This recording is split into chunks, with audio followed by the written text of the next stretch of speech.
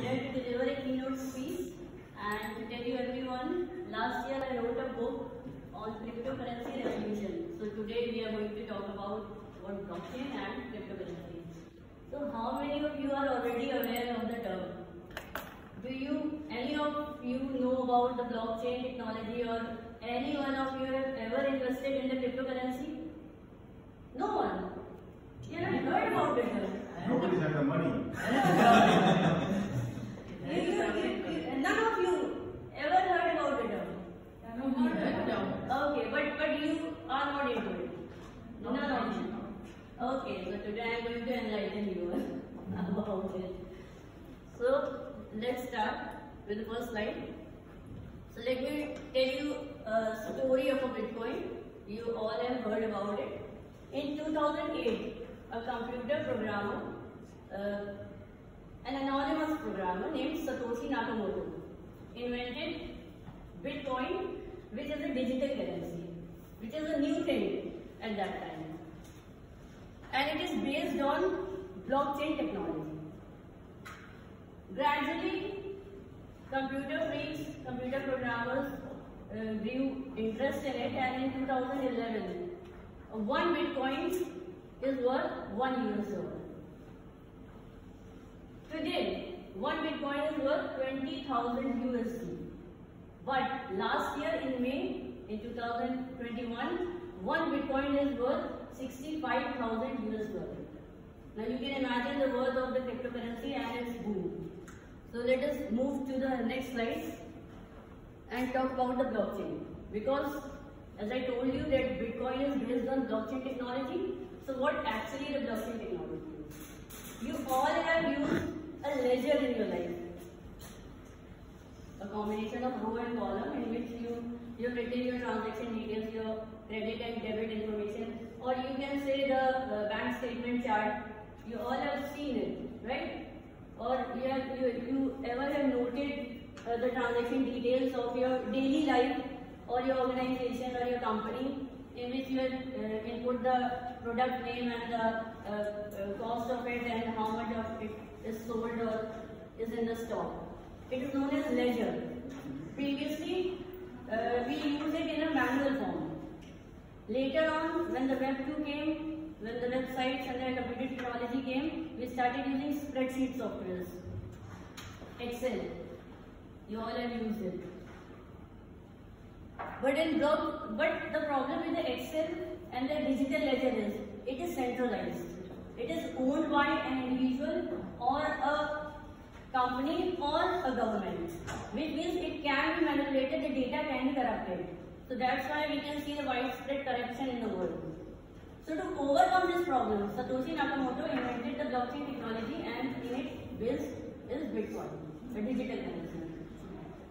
The blockchain is a digital ledger, but it is decentralized, which means nobody owns it, nobody governs it, so nobody can corrupt it, nobody can manipulate the data. How? Let us see the mechanism. In blockchain, the data is stored in different blocks. These are known as nodes, and these nodes are located anonymously all around the world, and nobody can locate the actual location. Like you all have the smartphone or you all have the laptop. If you are the part of a blockchain, you all are different nodes located anonymously all over the world. So the data stored in a blockchain, in each block it contains the complete transaction detail of all of the blockchain. The first block is known as Genesis, and the other blocks contain three things.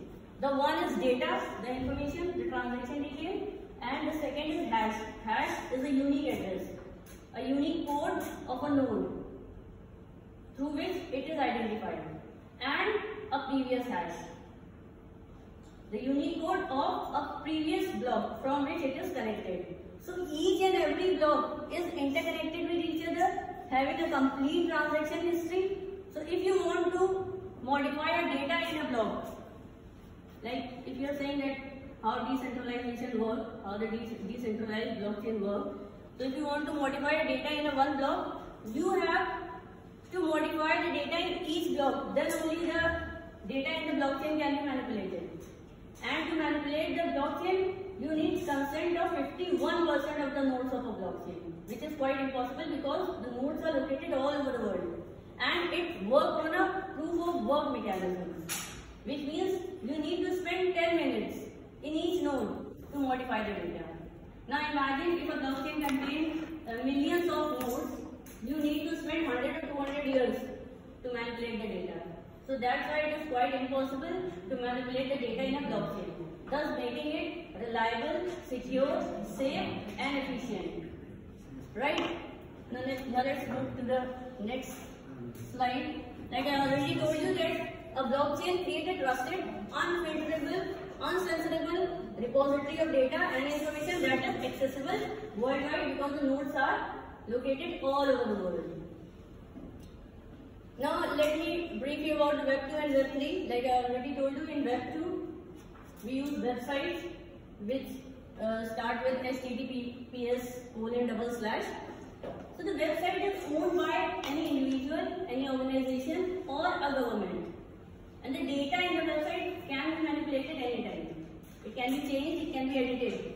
So it is not reliable. But in Web 3, as I told you, it is based in a blockchain technology. Nobody owns it, nobody governs it. It runs on a smart contract. So that's why the data in it cannot be manipulated. Nobody can manipulate the data. So it is unchangeable and trustworthy. So the centralized and decentralized, you understand, in centralized we have a center power which can manipulate the data of all the nodes, but in decentralization nobody is in center. None organization, none government and not any individual. So all the nodes are connected, interlinked, so the data cannot be manipulated. If you need to change the data, you need to change the data in each and every node, which is quite impossible. Nobody can change it. Now let us talk about the CeFi and DeFi, centralized finance and decentralized finance, so that you can understand the blockchain technology appropriately. In centralized finance, like you all have a banking system, you all have a bank account. So if you want to send money to your friend, you put a request online or manually to the bank, and then bank will verify your monetary status, and then only transfer the money to your friend. So in this banking system is working as a mediator. The control of your money is in the hand of banking system. It is in the mediation, the middleman. But in CeFi, there is no middleman. There is no mediator. Nobody is controlling your money. You can send it to anyone directly without any middleman. You have all the power. Now, let us have more talk about the Bitcoin ecosystem. As I told you, it is a public network in which anyone, including malicious participants, can participate without restriction, but they can't manipulate the data, they can't control it. Even though it is not organized by a central authority, but it works because it is decentralized and it is based in a blockchain. More participants, more security and increased Bitcoin value. As I told you, Bitcoin started with $1 worth and it increased to 65,000 USD per Bitcoin in 2021 May, but later on the market crashed and today it is 22,000 approximately. So so Bitcoin is the granddaddy of all the cryptocurrencies because it was the first cryptocurrency. Later on we have more blockchain networks and more cryptocurrencies. So today we have more than 5,000 cryptocurrencies in the market. So if we call Bitcoin the digital gold, the second one is Ethereum, which is known as digital oil. Most of the applications, decentralized applications, are now based on Ethereum technology. So that's why it is known as digital oil. We also have Tor network and more networks. So today we have more than 5,000 cryptocurrencies apart from the Bitcoin. So the cryptocurrency revolution explores the transformative possibility of borderless payment. As I told you, if you want to send money to your friends, you need not any middleman. You can send it anywhere in the world instantly. anybody. Last year, our own Prime Minister, Mr. Narendra Modi, in the 54th convocation of IIT Nagpur, inaugurated a blockchain technology-based degree distribution. So the countries are now accepting blockchain technology, and it is prevalent in the world. As you all might be aware that El Salvador, the Latin American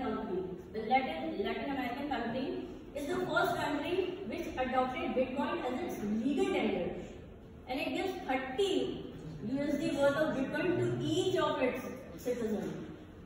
UAE is also accepting it. More Latin American countries are coming forward to accept it as a legal tender. Russia is also having a talk about it. China is also having a talk about it.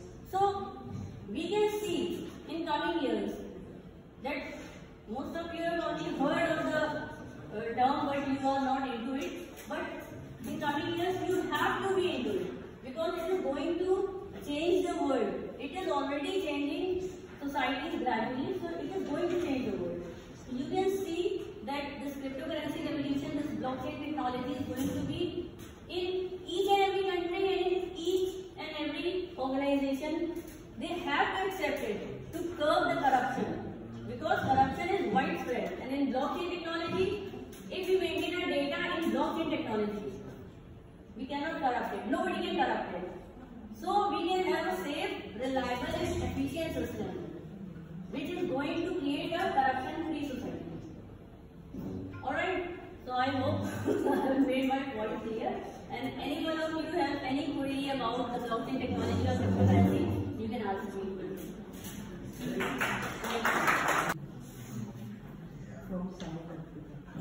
See, that's it.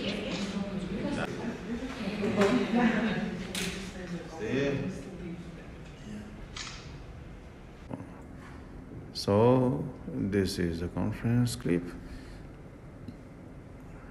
Okay.